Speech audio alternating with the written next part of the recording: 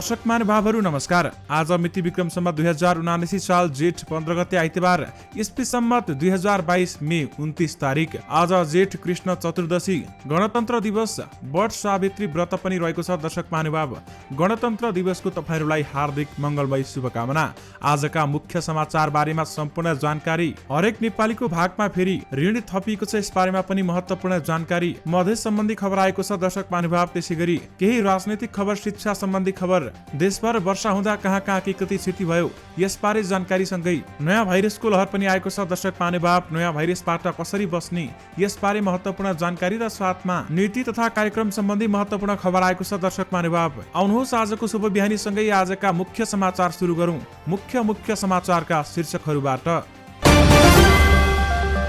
94% जनसङ्ख्यामा विद्युतको पहुँच, औद्योगिक लगानी 2 खर्ब 28 अर्बले बढ्यो, थप 20,000लाई रोजगारीको सिर्जना, कृषिमा ऋण लगानी 2 खर्ब 90 अर्ब पुग्यो। नेकपा एमालेका अध्यक्ष केपी ओलीले 3 घण्टा प्रश्न गरे, शेरबहादुर देउवाले 23 मिनेटमै जवाफ दिए। 19 सरकारी संस्थान घाटामा, सरकारले पाउने लाभांश पनि घट्यो। हरेक नेपालीको भागमा अब 63,310 रुपैयाँ ऋण। जब सांसद रोस्टममा ताला र चाबी लिएर पुगे, त्यसपछि भयो हंगामा। आयुक्तहरूको राय बाजिएपछि बुढी गंगामा पुनः मतदानको निर्णय बहुमतबाट। केपी ओली बाहेक एमालेका सबै नेतासँग मिल्न सकिन्छ भन्दै नेकपा माओवादी केन्द्रका अध्यक्ष प्रचण्डको भनाई। नेपालीको प्रति व्यक्ति आमदानी $1,381। मधेसको आन्तरिक मन्त्रालयको नाम तेस्रो पटक परिवर्तन। अब गृह तथा संचार, प्रतिनिधि सभाबाट नीति तथा कार्यक्रम बहुमतले पारित। नागरिकता बारेमा हचुवामा निर्णय हुन्न, राष्ट्रिय सहमति चाहिन्छ भन्दै प्रधानमन्त्री शेरबहादुर देउवाको भनाई। केपी ओलीलाई प्रधानमन्त्री शेरबहादुर देउवाको जवाफ, चीन विरुद्ध सबकी संस्थालाई मैले रोक लगाएको हुँ। लिम्पियाधुरा, लिपुलेक र कालापानी नेपालको भूमि हो भन्नेमा सरकार प्रष्ट छ भन्दै प्रधानमन्त्री शेरबहादुर देउवाको भनाई। केपी ओलीलाई शेरबहादुर देउवाको प्रति प्रश्न, 3 वर्ष अघि नै इपिजी प्रतिवेदन किन नबुझेको, जाँदा जाँदै पूर्व पदाधिकारीहरूलाई सुविधाको व्यवस्था गर्न लागेको प्रति गठबन्धनकै आपत्ति, वर्षापछि गोराही बजार जलमग्न, देशभर वर्षा हुँदा कहाँ कहाँ के कति क्षति पुग्यो, यसबारे महत्त्वपूर्ण जानकारी। केपी ओलीलाई प्रधानमन्त्री शेरबहादुर देउवाले दिए जवाफ, जनमत कदर गर्नुको विकल्प छैन। कबड्डी 4ले बनायो कीर्तिमान, 2 crore 90 lakh gross collection opening. निजगढमा विमानस्थल रोक्ने सर्वोच्चको फैसला विवेक संगत भएन भन्दै रामचन्द्र पौडेलको भनाई। 24,000ले पाए पुनर्कर्जा सुविधा, व्यापार घाटा 11 खर्ब 60 अर्ब नाग्यो। आयातले बढायो करमा, भन्सारमा आधारित राजस्वको हिस्सा। बालेनको विजयी र्यालीमा भेटिएका सुमन सायमीले के भने त, यसबारे पूरै जानकारी। चुनावमा अन्तर्घात भएको भन्दै एमालेका 21 नेता कार्यकर्ताले गरे पार्टी परित्याग। मंकी पक्षको साइलेन्ट लहर, फेरि फैलिन थाल्यो नयाँ खतरनाक भाइरस। प्रधान सेनापति शर्माको अमेरिका भ्रमण तय, पेन्टागनमा भेटवार्ता हुने। 14 वर्षीय बालिकालाई करणी गरेको अभियोगमा एक व्यक्ति पक्राउ। मेयरमा बालेन्द्र हर्कोको विशेष जित हो भन्दै नेकपा माओवादी केन्द्रका अध्यक्ष प्रचण्डको भनाई। महिनावारी हुँदा महिलालाई हेप्ने समाजको दृष्टिकोण परिवर्तन गर्न आवश्यक छ भन्दै मन्त्री पम्फा भुसालको भनाई। कोरोना अपडेट, देशभर अझै 114 जना सक्रिय संक्रमित। अब सुन्नुहोस् पुरा समाचार। प्रतिनिधि सभाबाट आगामी आर्थिक वर्षको लागि संघीय संसदमा प्रस्तुत नीति तथा कार्यक्रम बहुमतले पारित भएको छ। शनिबार प्रधानमन्त्री शेरबहादुर देउवाले नीति तथा कार्यक्रममाथि उठेका प्रश्नहरूको जवाब दिएपछि सभामुख अग्निप्रसाद सापकोटाले निर्णयार्थ पेश गरेका थिए भने त्यसपछि प्रतिनिधि सभा बैठकमा उक्त प्रस्ताव बहुमतले पारित गरेको हो। नीति तथा कार्यक्रम शुक्रबार नै राष्ट्रिय सभाबाट नीति तथा कार्यक्रम बहुमतले पारित भइसकेको छ भने दुवै सदनबाट नीति तथा कार्यक्रम बहुमतले पारित भएकाले अब सरकारलाई बजेट प्रस्तुत गर्ने बाटो भने खुलेको छ। यसअघि सांसदहरू भीमबहादुर रावल, शेरबहादुर तामाङ, दुर्गा पौडेल र प्रेम सुवालले राखेका सरकारको आगामी आर्थिक वर्षको नीति तथा कार्यक्रमको संशोधन प्रस्ताव अस्वीकृत भएको थियो। नेपालको सार्वजनिक ऋण 18 खर्ब 48 अर्ब पुगेको छ। यस आधारमा हरेक नेपालीको भागमा ऋणको अंश 63,310 रुपैयाँ पुगेको छ। अर्थमन्त्री जनार्दन शर्माले शनिबार प्रतिनिधि सभामा पेश गरेको आर्थिक सर्वेक्षण 2078-79 अनुसार फागुन मसान्त सार्वजनिक ऋण 18 खर्ब 48 अर्ब 19 करोड पुगेको छ। यसलाई नेपालको जनसङ्ख्या 2 करोड 91,92,480 जनामा भाग गर्दा प्रति व्यक्ति ऋणको भार 63,310 रुपैयाँ पर्न जान्छ। अर्थ मन्त्रालयका अनुसार फागुन मसान्तसम्म आन्तरिक ऋण 8 खर्ब 63 अर्ब 19 करोड र बाह्य ऋण 9 खर्ब 84 अर्ब 79 करोड रुपैयाँ रहेको छ। यसै वर्षको असार मसान्तसम्म सार्वजनिक ऋण 17 खर्ब 37 अर्ब 34 करोड रुपैयाँ रहेको थियो भने सरकारले यस वर्ष फागुन मसान्तसम्म 89 अर्ब 50 करोड रुपैयाँ आन्तरिक ऋण समेत उठाएको छ। यानि कि हरेक नेपालीको भागमा अब ६३,३10 रुपैयाँ ऋण परेको छ। प्रधानमन्त्री शेरबहादुर देउवाले एक चीन नीतिप्रति नेपाल दृढ रहेको बताएका छन्। सरकारले नीति तथा कार्यक्रममाथि उठेका प्रश्नहरूको जवाब दिने क्रममा प्रधानमन्त्री शेरबहादुर देउवाले भनेका छन्, छिमेकी मुलुक विरुद्ध नेपाली भूमि प्रयोग हुन नदिन सरकार सचेत छ। प्रमुख प्रतिपक्षी नेकपा एमालेका अध्यक्ष केपी शर्मा ओलीले सरकारको परराष्ट्र नीतिमाथि प्रश्न उठाएका थिए। केपी ओलीको प्रश्नतर्फ संकेत गर्दै शेरबहादुर देउवाले चीन विरुद्ध सक्रिय संस्थाहरूलाई आफू प्रधानमन्त्री भएको बेलामा रोक लगाएको दावी गरेका छन्। प्रधानमन्त्री शेरबहादुर देउवाले बीआरआई लगायत सहायता प्राप्त गर्ने सम्बन्धमा राष्ट्रिय आवश्यकता, क्षमता र उपदायिताका आधारमा निर्धारण हुने भएकाले नेपाल सरकारले बुद्धितापूर्ण ढङ्गले यस्ता विषयमा निर्णय गर्ने बताएका छन् र उनले भनेका छन् यसका निम्ति सबै पार्टीहरूसँग सल्लाह गरिनेछ। त्यसैगरी प्रधानमन्त्री शेरबहादुर देउवाले लिम्पियाधुरा लिपुलेक र कालापानी नेपालको भूमि हो भन्नेमा सरकार प्रश्न रहेको बताएका छन्। प्रतिनिधि सभामा सरकारको नीति तथा कार्यक्रममा माथिको छलफलमा बोल्दै प्रमुख विपक्षी दल नेकपा एमालेका अध्यक्ष केपी शर्मा ओलीले लिम्पियाधुरा लिपुलेक र कालापानी नेपालको भूमि हो भन्नेमा सरकारको धारणा के हो भनी प्रश्न गरेका थिए। शनिबार जवाब दिँदै देउवाले भनेका छन्, लिम्पियाधुरा लिपुलेक र कालापानी नेपालको भूमि नेपालको हो भन्नेमा नेपाल सरकार प्रष्ट छ। प्रधानमन्त्री शेरबहादुर देउवाले नेपाल असंलग्न परराष्ट्र नीतिमा अडिग रहेको पनि बताएका छन्। स्थानीय तहको निर्वाचनमा अन्तर्घात भएको भन्दै एमालेका 21 कार्यकर्ता तथा नेताहरूले पार्टी परित्याग गरेका छन्। सर्लाहीको हरिवन नगरपालिका 1 का वडा अध्यक्ष उम्मेद्वार रामबहादुर क्याप्साकी र 2 का वडा अध्यक्ष उम्मेद्वार अर्जुन महतो कुशवाहा सहित 21 जना नेता कार्यकर्ताले पार्टी छाडेका हुन्। निवर्तमान अध्यक्ष समेत रहेका 2 जना यसपटकको निर्वाचनमा पराजित भएपछि अन्तर्घातको आरोप लगाएका छन् भने एमाले परित्याग गरेका सबैले स्वतन्त्र भएर बस्ने विज्ञप्तिमा उल्लेख गरेका छन्। बाजुराको बुढीगंगा नगरपालिकामा मतगणना सुरु गर्ने कि पुनः मतदान गर्ने भन्ने विषयमा निर्वाचन आयोगका पदाधिकारी बीच राय बाँझिएको खुलेको छ। आयोगका 5 जना पदाधिकारी मध्ये प्रमुख आयुक्त सहित 3 जनाले पुनः मतदान हुनुपर्ने र 2 जनाले मतगणना हुनुपर्ने राय दिएपछि बहुमतको निर्णयले मान्यता पाएको हो। बुढीगंगामा नेपाली कांग्रेस र नेकपा एमालेले एकअर्कामाथि मतदान केन्द्रमा अनधिकृत नियन्त्रण बुथ कब्जा गरेको आरोप लगाउँदै आएका छन् भने 30 वैशाखमा भएको स्थानीय तह निर्वाचनमा केही मतदान केन्द्रमा एमाले र केहीमा कांग्रेसले बुथ कब्जा गरेर अस्वाभाविक रूपमा धेरै मत खसाएका थिए। बुढीगंगामा कांग्रेसले 2 र एमालेले 4 वटा मतदान केन्द्र कब्जा गरेको आरोप रहेको छ भने 2 दलले एकअर्कामाथि आरोप लगाए पनि आफूमाथिको आरोप भने अस्वीकार गरेका छन्। यो घटनालाई लिएर एमालेले मतगणना र कांग्रेसले पुनः मतदानको माग गरेका थिए। करिब 2 साता अनिर्णित बनेको निर्वाचन आयोगले गत बिहीबार पुनः मतदानको निर्णय दिएको हो। प्रमुख निर्वाचन आयुक्त दिनेश कुमार थपलिया, आयुक्त ईश्वरी प्रसाद पौड्याल र रामप्रसाद भण्डारीले पुनः मतदानको पक्षमा उभिए भने आयुक्तद्वय सुगन शमशेर जबरा र डाक्टर जानकी कुमारी तुरादरले अहिले सुरक्षित राखिएको मतपेटिकाकै मतगणना हुनुपर्ने भनी फरक मत राखेका छन्। विशेष गरी आयुक्तहरूको राय बाँझिएपछि बुढीगंगामा पुनः मतदानको निर्णय बहुमतबाट हुने भएको छ। नेपालको प्रति व्यक्ति आय $1,381 पुगेको छ। अर्थमन्त्री जनार्दन शर्माले शनिबार प्रतिनिधि सभामा पेश गरेको आर्थिक वर्ष 2078-79 को आर्थिक सर्वेक्षण अनुसार नेपालीको आय एक वर्षमा 10.8% बढेको छ। यसअघि आर्थिक वर्ष 2077-78 मा $1,246 रहेको प्रति व्यक्ति आय चालु आर्थिक वर्षमा $1,381 पुग्ने अनुमान गरिएको छ। प्रधानमन्त्री शेरबहादुर देउवाले नेपाली पुरुषसँग विवाह गर्ने विदेशी महिलालाई 7 वर्षभित्र मात्र नागरिकता दिने कानुनी व्यवस्था नगर्ने संकेत गरेका छन्। सरकारको नीति तथा कार्यक्रममाथि उठेका प्रश्नहरूको जवाफ दिने क्रममा प्रधानमन्त्री शेरबहादुर देउवाले दलहरूसँग छलफल गरेर नागरिकता विधेयक ल्याइने बताएका छन्। नेपाली नागरिकका छोराछोरीले समेत नागरिकता पाउन नसक्नु ठूलो अन्याय भएको भन्दै उनले भनेका छन्, यस सम्बन्धमा छलफलमा सहमति गराएर दिने पक्षमा छौं, तर राज्य व्यवस्था समितिले प्रस्ताव गरे अनुसार नेपाली पुरुषसँग बिहे गर्ने विदेशी महिलालाई 7 वर्षपछि मात्र नागरिकता दिने व्यवस्था गर्न राष्ट्रिय सहमति चाहिने बताएका छन्। त्यसैगरी प्रधानमन्त्री शेरबहादुर देउवाले नेपाल भारत प्रबद्ध व्यक्ति समूह इपिजी को प्रतिवेदन 3 वर्ष अघि नै तयार भएको भन्दै त्यति बेलामा किन नबुझेको भनी पूर्व प्रधानमन्त्री समेत रहेका केपी शर्मा ओलीलाई प्रति प्रश्न गरेका छन्। बिहीबार प्रतिनिधि सभा बैठकमा बोल्दै प्रमुख विपक्षी दलका नेता तथा पूर्व प्रधानमन्त्री ओलीले एकपक्षीय रूपमै भए पनि इपिजी को प्रतिवेदन बुझ्न प्रधानमन्त्री शेरबहादुर देउवालाई आग्रह गरेका थिए। तर शनिबार नीति तथा कार्यक्रममाथि उठेका प्रश्नहरूको जवाफ दिने क्रममा शेरबहादुर देउवाले 3 वर्ष अघि नै तयार भएको प्रतिवेदन किन नबुझेको भनी केपी ओलीलाई नै प्रश्न गरेका छन्। इपिजी को प्रतिवेदन 3 वर्ष अघि नै तयार भएको सबैलाई थाहा छ। उक्त प्रतिवेदन त्यति बेलामा नै बुझ्नु पर्थ्यो, किन बुझ्नु भएन उनले भने। त्यसकारण उक्त प्रतिवेदन बुझ्ने वातावरण तयार पार्न नेपाल सरकार निरन्तर क्रियाशील छ। प्रधानमन्त्री देउवाले कूटनीतिको विषयमा कदम चाल्दा पर्याप्त सावधानी अपनाउनु पर्ने पनि बताएका छन् र नेपाल भारत बीच देखिएका समस्या समाधानका लागि गठन गरिएको प्रबद्ध व्यक्ति समूहले 3 वर्ष अघि नै प्रतिवेदन तयार पारेको थियो। गण्डकी प्रदेश सरकारले कार्यालयको अन्तिममा आएर पूर्व पदाधिकारीको सुविधा तथा सुरक्षाको व्यवस्था गर्न लागेपछि कास्कीका 5 दलीय गठबन्धनले विरोध गरेका छन्। सरकारले आर्थिक भार पर्ने गरी आफूहरूलाई समेत सुविधाको व्यवस्था गरेर बाहिरिन लागेपछि यसको चौतर्फी विरोध भइरहेको छ। पूर्व पदाधिकारीका लागि सुविधा दिन कानुनी व्यवस्था गर्न लागेपछि आफ्नै सरकारका विरुद्ध कास्कीका गठबन्धन दलले विरोध जनाउँदै आफ्नै सरकारका विरुद्ध विज्ञप्ति निकालेका हुन्। 5 दलीय गठबन्धनले मुलुकको अर्थतन्त्रमा उतार चढाव देखिएको र आधारभूत आवश्यकताहरूलाई सम्बोधन गर्दै विकास निर्माण कामलाई प्रभावकारी रूपमा अगाडि बढाउनु पर्नेमा कुनै पनि नाममा सेवा सुविधा थप गर्ने कार्यलाई उचित मान्न सकिँदैन।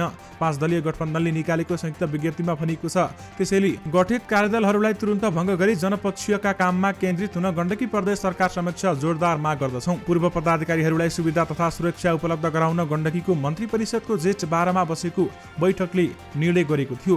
कृष्णचन्द्र नेपाली पोखरेल मुख्यमन्त्री भएपछि गत जेठ 30 मा बसेको पहिलो मन्त्री परिषद बैठकले पूर्व मुख्यमन्त्री पृथ्वी सुब्बा गुरुङलाई सुविधा तथा सुरक्षा दिने बारेमा प्रक्रिया अगाडि बढाएपछि चौतर्फी विरोध भएको थियो। विरोधपछि गुरुङलाई प्रमुख प्रतिपक्षी दलका प्रमुखकै हैसियतमा सुरक्षा दिएको थियो। शनिबार परेको ठूलो वर्षाले दाङका केही स्थानमा जलमग्न भएको छ। शनिबार मध्याह्न परेको पानीले दाङको घोराईको जनजीवन प्रभावित बनेको छ। करिब 2 घण्टा परेको भारी वर्षाका कारण घोराई बजार जलमग्न भएको छ भने त्यस्तै खोलामा पानीको बहाव बढेको छ। पानीको बहाव बढेसँगै घोराई तुलसीपुर सडक खण्ड अन्तर्गत पर्ने सेवा खोलामा पानीको बहाव बढेपछि सवारी आवतजावत अवरुद्ध बनेको जिल्ला आपतकालीन कार्य सञ्चालन केन्द्रले जनाएको छ। पानी रोकिएपछि भने जनजीवन सामान्य बन्दै गएको छ। त्यसैगरी देशभर वर्षा भएका कारण केही ठाउँमा सानो सानो क्षतिहरू भएको बताइएको छ भने अहिलेसम्म ठूलो क्षति कुनै पनि ठाउँमा नभएको बताइएको छ। केही ठाउँहरू भने जलमग्न भएका छन्। प्रधानमन्त्री शेरबहादुर देउवाले छिटफुट घटनालाई लिएर स्थानीय तह निर्वाचनको समग्र प्रक्रिया र परिणाममा संशय व्यक्त गर्नु उपयुक्त नहुने बताएका छन्। प्रमुख प्रतिपक्षी नेकपा एमालेका अध्यक्ष केपी शर्मा ओलीले निर्वाचन निष्पक्ष हुन नसकेको भनेपछि जवाफमा शेरबहादुर देउवाले यस्तो जवाफ दिएका हुन्। सरकारको नीति तथा कार्यक्रममा उठेका प्रश्नहरूको जवाफ दिने क्रममा शनिबार प्रधानमन्त्री शेरबहादुर देउवाले देशमा एकैपटक चुनाव गर्नु चुनौतीपूर्ण भएको बताएका छन् र सीमित स्रोत साधनका बावजुद शान्तिपूर्ण र निष्पक्ष रूपमा निर्वाचन सम्पन्न भएको बताएका छन्। उनले अघि भनेका छन्, छिटपुट घटनालाई लिएर निर्वाचनको समग्र प्रक्रिया र परिणाममा संशय व्यक्त गर्नु उपयुक्त हुन्न। सार्वभौम जनता नै निर्णायक शक्ति भएकाले जनमतको कदर गर्नुको विकल्प छैन भन्दै उहाँले बताउनु भएको हो।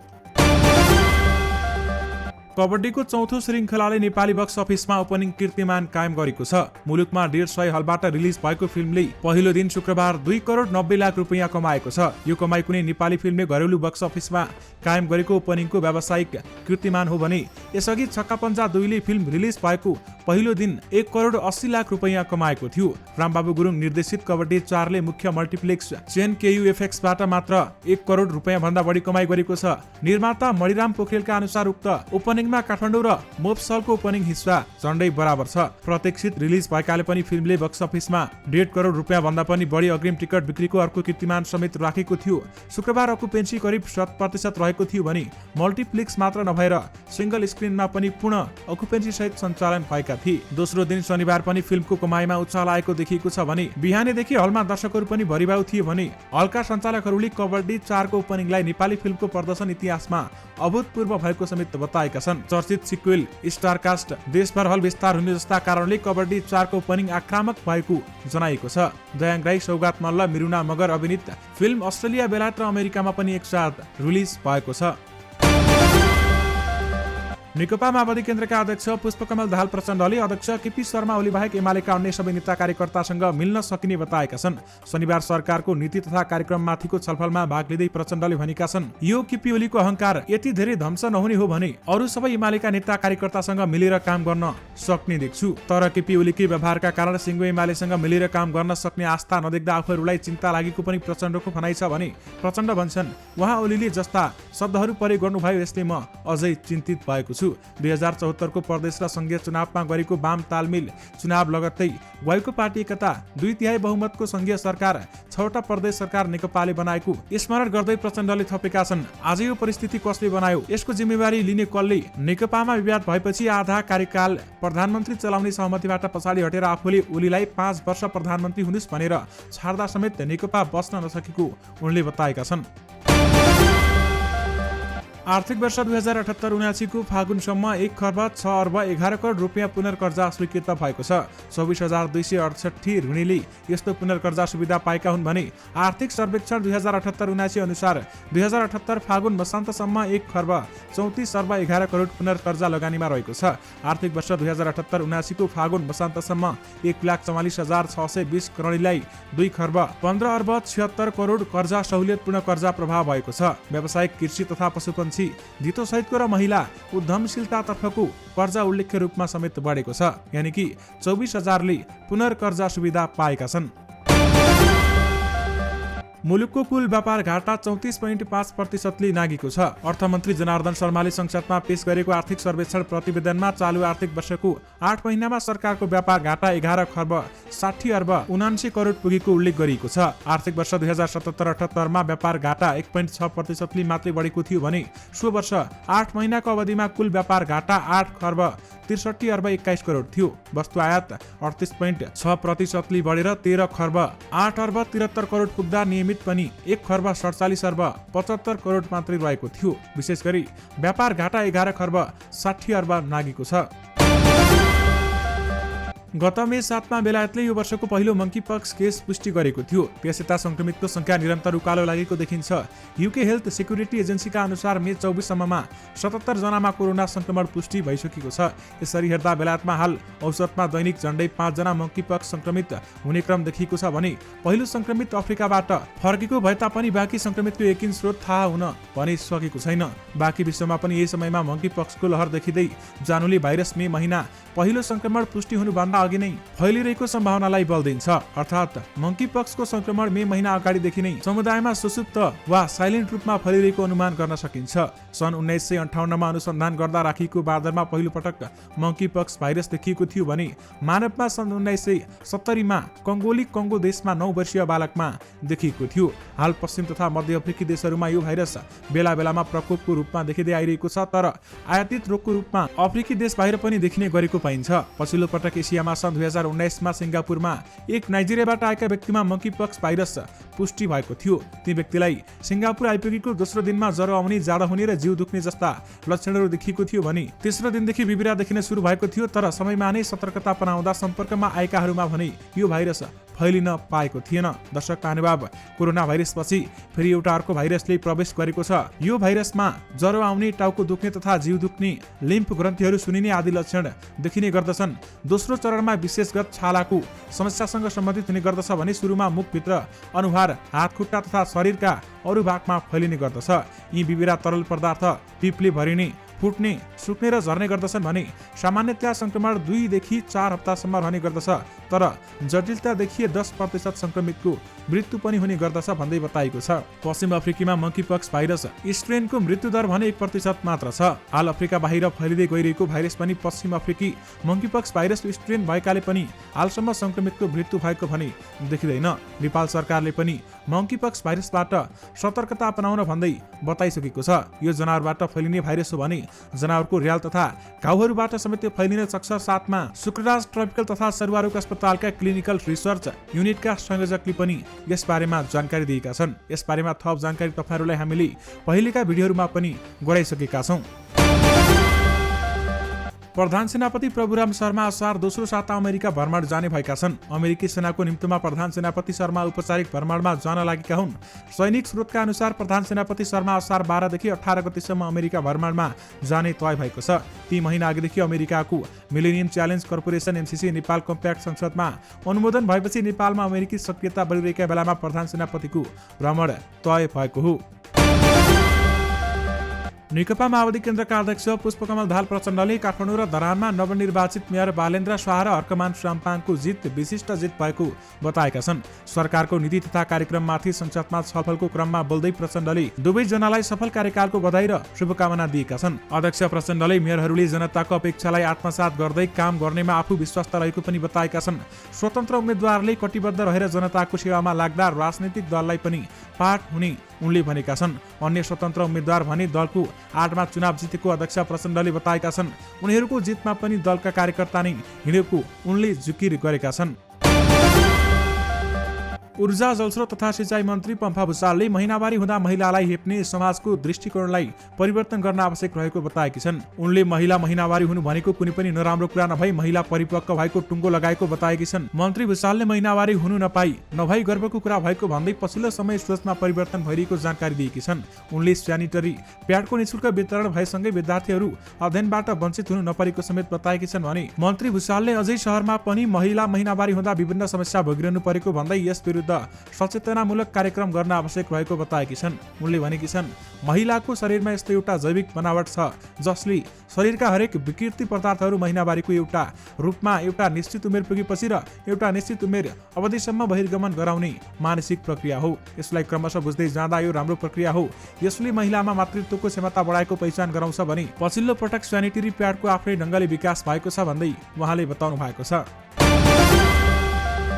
पछिल्लो 24 घण्टामा नेपालमा थप 8 जनामा कोरोना भाइरस कोभिड-19 को संक्रमण पुष्टि भएको छ। स्वास्थ्य तथा जनसङ्ख्या मन्त्रालयको विवरण अनुसार 1959 जनामा गरिएको परीक्षणमा 8 जना संक्रमित भेटिएका हुन् भने गएको 24 घण्टामा 15 जना सक्रिय संक्रमित संक्रमणमुक्त भएको मन्त्रालयले जनाएको छ। अहिले पनि देशभर 114 जना कोरोनाका सक्रिय संक्रमित रहेका छन्, जसमा काठमाडौँ उपत्यकामा 35 जना सक्रिय संक्रमित रहेका छन्। हाल देशभर 95% नागरिकले कोरोना विरुद्धको खोप लगाएका छन् भने 75%ले पूर्ण खोप लगाएका छन्।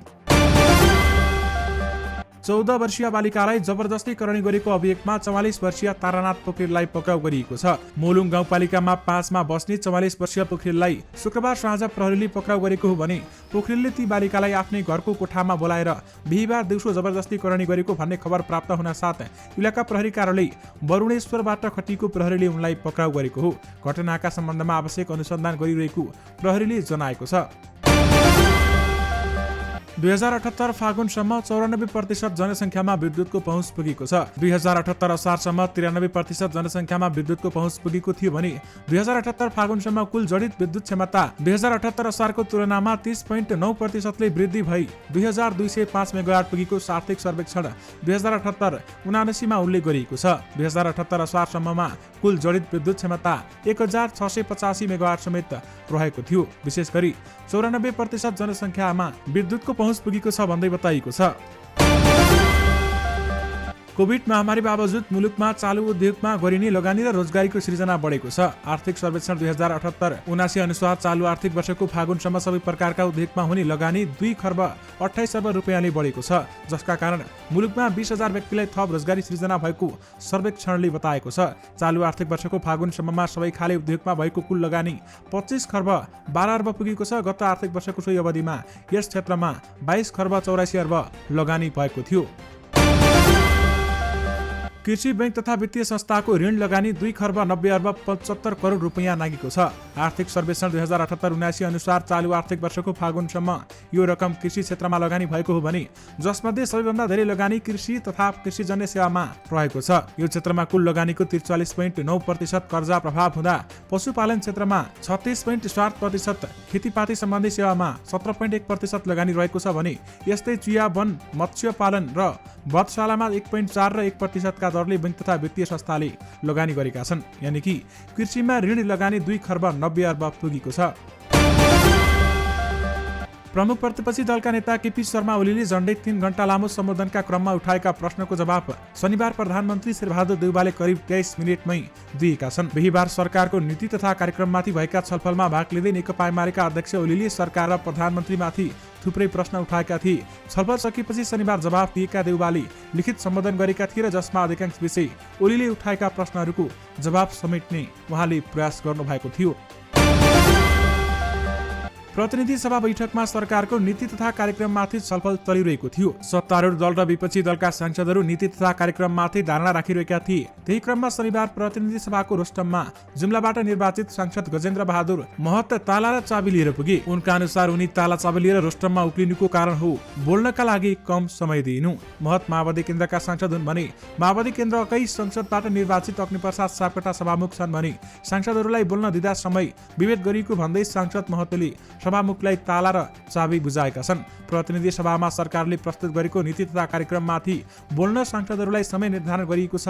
पूर्व प्रधानमन्त्री र राष्ट्रिय दलका संघीय दलका नेताहरूलाई समय निर्धारण नगर्ने अभ्यास छ। यही अभ्यासप्रति आक्रोश पोख्दै उनले भनेका छन्, गाली गर्न 3 घण्टा, कर्णालीका कुरा सुन्न 3 मिनेट भन्दै उनले कडा प्रश्न गरेका छन्।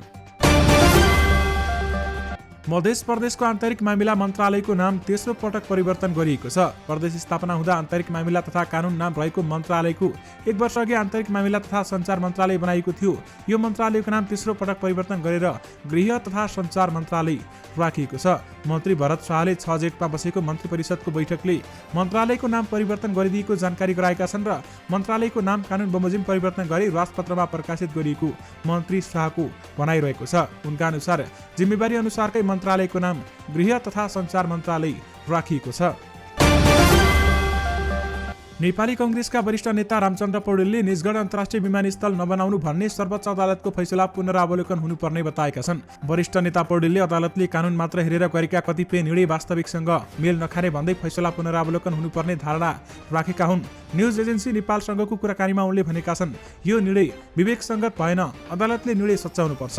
सर्वोच्चका माननीय न्यायाधीशहरू उतै गएर हेर्नुहोस् न, देखिन्छ नि विमानस्थल बनाउने ठाउँमा वन क्षेत्र भनिए पनि अहिले वन नरहेको भन्दै पौडेलले एयरपोर्ट बनाउने एउटा पनि रुख काट्नु नपर्ने समेत बताएका छन्। चालु आर्थिक वर्षको राजस्वमा आयात आधारित करको हिस्सा बढेको छ। आर्थिक सर्वेक्षण 2078-79 का अनुसार आयात बढ्दा राजस्व सङ्कलन समेत बढेको देखिएको हो भने आयातमा आधारित कर राजस्वको वृद्धि दर आन्तरिक कर राजस्वको वृद्धि दर भन्दा उच्च रहेको कारण समग्र आयातमा आधारित कर राजस्वको हिस्सा बढेको सर्वेक्षणमा उल्लेख गरिएको छ। आर्थिक वर्ष 2078-79 को फागुनसम्म आयातमा आधारित कर राजस्व 54.3% र आन्तरिक तर्फको कर राजस्वको अंश 45.7% पुगेको छ। गत आर्थिक वर्षको सोही अवधिमा आयातमा आधारित कर राजस्वको अंश 49.3% र आन्तरिक तर्फको 50.7% रहेको थियो। विशेष गरी आयातले करमा भन्सारमा आधारित राजस्वको हिस्सा बढाएको छ। दर्शक महानुभाव, काठमाडौँ महानगरपालिकाको मेयरमा स्वतन्त्र उम्मेद्वार बालेन शाह निर्वाचित भएपछि आयोजित धन्यवाद रयालीमा अर्का स्वतन्त्र उम्मेद्वार सुमन स्वामी पनि देखिएका थिए। बालेन 61,776 मत ल्याएर निर्वाचित हुँदा स्वामी 13,770 मत सहित चौथो स्थानमा रहेका थिए भने दोस्रो स्थानमा कांग्रेस उम्मेद्वार सृजना सिंह र तेस्रोमा एमाले उम्मेद्वार केशव स्थापित थिए। आफ्नै प्रतिस्पर्धी बालेनको धन्यवाद रयालीमा गएर साइमीले धेरैको मन जिते। राम्रो काम गर्नेलाई साथ दिने र सहयोग गर्ने सधैँ तयार रहेको बताउने साइमी युवा पुस्ता राजनीतिमा आएको र परिवर्तन चाहनेहरूले जितेको भन्दै खुसी देखिएका थिए। काठमाडौँको विकासमा बालेनसँग आफ्नो मुद्दा र एजेन्डा मिल्ने सुमन स्वामी बताउँछन् भने उनले काठमाडौँको सम्पदा, संस्कृति र सभ्यता संरक्षणका लागि बालेनलाई साथ दिने पनि बताएका छन्। बालेन शाहको बोली र व्यवहारमा एकरूपता होस्, संस्कृति र सम्पदाहरूका मुद्दाले नै उनले जितेका हुन्। जनतालाई देखाएका सपना र आशा अनुरूप काम गरून् भन्ने चाहन्छु भन्दै सुमन स्वामीले भनेका छन्। त्यसैगरी मेयर बालेन शाहले आफूसँग मिलेर काम गर्न पनि भनेका छन्। मिलेर काम गर्ने सम्भावना पनि बढेको छ भन्दै उहाँले जानकारी गराउनु भएको छ। दर्शक महानुभावहरू, यो सँगै तपाईँहरूमाझ आजका सबै मुख्य समाचारहरू राखिसकेका छौँ। फेरि पनि तपाईँहरूमाझ दैनिकी जस्तै नयाँ मुख्य समाचारको साथमा उपस्थित हुने नै छौँ। अहिलेलाई भने मलाई बिदा दिनुहोस्। नमस्कार।